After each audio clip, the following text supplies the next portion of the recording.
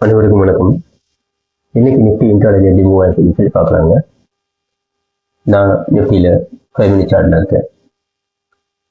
இன்னைக்கு பார்த்தீங்க அப்படின்னா மார்னிங் நிஃப்டி ஒரு புல்லிஷ் ஓப்பன் ஆயிருக்கு. ஓப்பன் ஆகி 23,500 லெவலில் கிராஸ் பண்ணியிருக்கு. இன்ஃபேக்ட் அந்த லெவல் வந்து பார்த்தீங்க அப்படின்னா ஒரு கன்சல்டேஷனான லெவலில் இருந்து, அதாவது இந்த 23,450 லெவல் ஒரு ரெசிஸ்டன்ஸாக இருந்தது. ஓகேங்களா, அது தாண்டி பிரேக் அவுட் ஆச்சு. பட் இருந்தாலும் 23,500 மேலே அதனால மூவ் ஆகும். இமீடியட்டாக ஒரு ரிவர்ஸ் வந்துச்சு. அதுக்கப்புறம் அந்த கேண்டில் ஒரு பேரிஷ் கேண்டிலாக க்ளோஸ் ஆயிடுச்சு. ஓகே, அதுக்கப்புறம் பார்த்தீங்க அப்படின்னா திரும்ப மறுபடியும் அந்த லெவலில் இருந்து உங்களுக்கு ரைஸ் ஆக ட்ரை பண்ணியிருக்கு.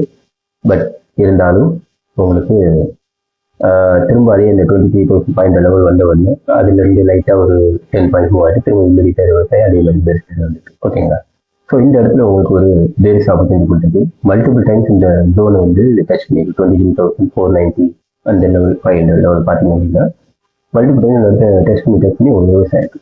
ஸோ இந்த ரேஞ்சில் நீங்கள் ஒரு புட் ஆப்ஷன் எடுத்துருந்தீங்க அப்படின்னா அந்த ட்ரேடு உங்களுக்கு ரொம்ப ஃபாஸ்ட்டாக ஒரு சூப்பரான ப்ராஃபிட் இமீடியட்டாக கொடுத்துருக்கு.